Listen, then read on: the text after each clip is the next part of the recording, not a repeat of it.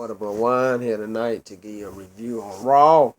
Raw just went off the air a few minutes ago, and it starts off with Triple H discussing the vacant WWE World title due to an injury suffered by Seth Rollins as he floated his D out in the match against Kane, as he attempted a somersault and towards MCL and ACL, so he'll be out 6 to 9 months. So the title is vacant, and they said they're gonna have a tournament for the title, which consists of a 16-man tournament. So Triple H called Roman Reigns to the ring and said, Roman, basically, you are a number one contender, and you can do it my way and be my man, and you don't have to worry about being in this tournament. But Roman Reigns says, you know what? Nah, I don't think so. You take this offer and shove it. So Triple H is kind of like, all right, have it your way. But he said, well, I guess start at the bottom of the line. Back in line you go. So he says, you know what? Don't go nowhere, Roman. Because your match is first. And it's against the Big Show. So we have a match between Roman Reigns and Big Show to start off the tournament. First round action. Roman Reigns picks up the victory after hit Big Show with the spear. And enables him to advance to quarterfinals. So then our next tournament match is between Kevin Owens and my boy, Titus O'Neil. Shout out to you, boy. Titus O'Neil representing the Florida Gators. The SEC East champ, Florida Gators, that is. But it wasn't a good night for the Florida Gator guy as he loses to Kevin Owens with a pop-up powerbomb. So Kevin Owens advances to the quarterfinals. Then they have an interview with Paige, Renee Young backstage Paige, and she talks to Paige about her match tonight against Becky Lynch and her match against Charlotte. So Paige says, I'm gonna take the B out of Team PCB tonight, and then I'm gonna go to SummerSlam in 2 weeks and handle Baby Flair referring to Charlotte. So then our match between Becky Lynch and Paige begins. Becky Lynch picks up the surprise victory with a roll-up. But after the match, Paige is irate and attacks Becky and puts her in a PTO on the announce table. And then Charlotte comes out and Paige let go of the hold and walks off. So our next tournament match is between The Miz and Dolph Ziggler, which Dolph Ziggler wins when he hits The Miz with a super kick out of nowhere. So then we got Natalya versus Naomi in a Divas match. Natalya wins the match over Naomi. But the match, she's attacked by Sasha Banks, and then she reverses and puts Sasha Banks sharpshooter. But the number games get the best of Natalya as Tamina comes in, and they jump on Natalya, leave Natalya laying. So after that, we go to our next tournament match between Sheamus and Cesaro.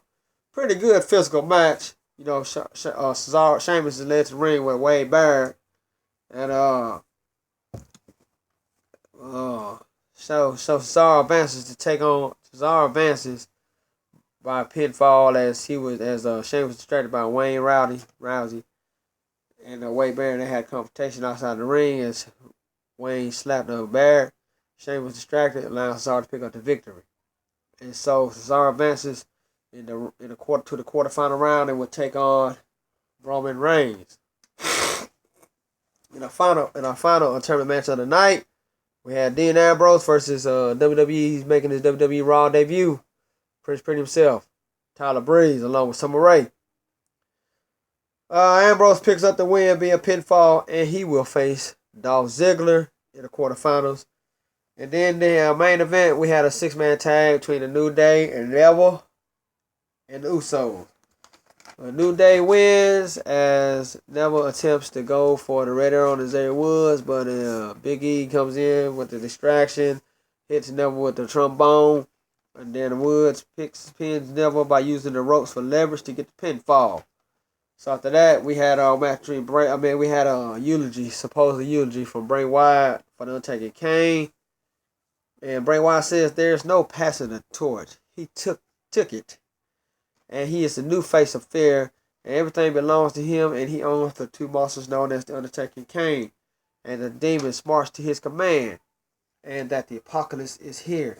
So then he gets on his knees and says, follow. And he looks on Titantron, there's highlights of the Undertaker and Kane. And Then next thing you know, the lightning hits the ring. The fire comes up the ring post. And Undertaker music hits. And what happens next? The Undertaker Kane starts walking to the ring. So they get in the ring and they corner Bray Wyatt. And then Bray Wyatt, the lights go out again. And Bray Wyatt does his little thing and the lights come back on. And there goes the three belts of the Wyatts along with Bray Wyatt's side.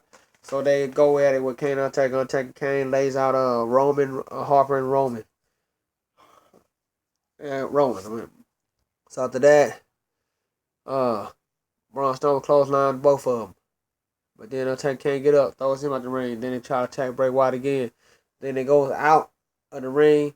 They grab Strowman and throws him over the announce table, release him laid out, come back in the ring. They choke slam Aaron Rowan and Luke Harper.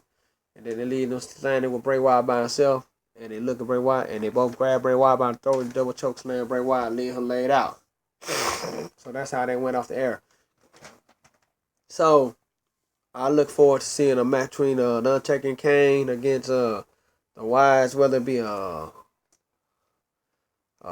handicap match or will it be a 4-on-4 match. I have yet to figure that out. I think if it be a 4-on-4 match, I can see the Usos being a possible tag team partners of Undertaker and Kane. So, that's how Raw went off. And we had 3 more first round matches on SmackDown this week for the World Title Tournament, as it will be